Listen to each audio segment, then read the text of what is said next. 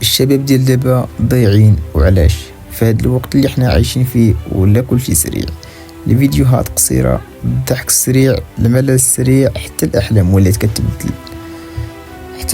كتبدل وبسرعة. الشباب ديال دابا عنده كلشي قدامه، الانترنت، المعلومات، الفرص، ولكن عمرو كان ضايع بحال دابا. علاش؟ حيت العقل ديالو ولا متشتت، كيقدر يجلس ساعات طويلة في التيك توك ولا في أي مواقع التواصل الاجتماعي، كيشوف حياة الناس، كيضحك، كيقلب، ولكن من الداخل حاس بالفراغ. والمشكل ماشي في الهاتف فقط، المشكل أن بزاف ديال الشباب هربوا من الواقع. ملي كيحسوا بالضغط كيهربوا للسوشيال ميديا، ملي كيخافوا من الفشل كيقولوا غدا غنبدا، ولكن غدا عمرها غتجي. كل نهار كيدوز وهو نفس الروتين، نعاس متأخر، تليفون، تضييع الوقت، أفكار كثيرة وأعمال قليلة، وهادشي كيقتل الطموح بشوية.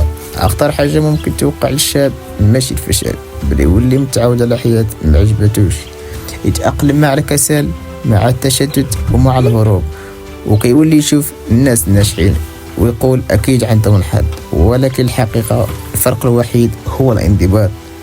النجاح ماشي ضروري يكون ذكي بزاف، ولكن كيدير الحاجة حتى إذا ما عنده النفس، كيخدم حتى وهو عيان، كيبدا وهو خايف.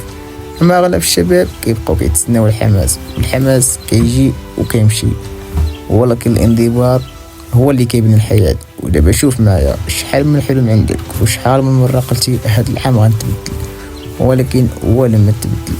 علاش؟ حيت التغيير ما كيبداش بالكلام، كيبدا بالافعال الصغيره. تفيق بكري، وكما يقول المثل المغربي انك الفياق بكري بالذهب مشري. تحيد الهاتف شويه، تبدا تقرا، تبدا تخدم على راسك، تبدا حتى الا كنتي خايف.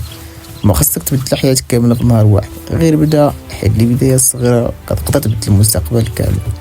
وحتى الا كنتي ضايع دابا مازال عندك فرصه، مازال الوقت ما سالاش، ولكن خاص قرار واحد، قرار انك تحبس الهروب وتواجه حياتك.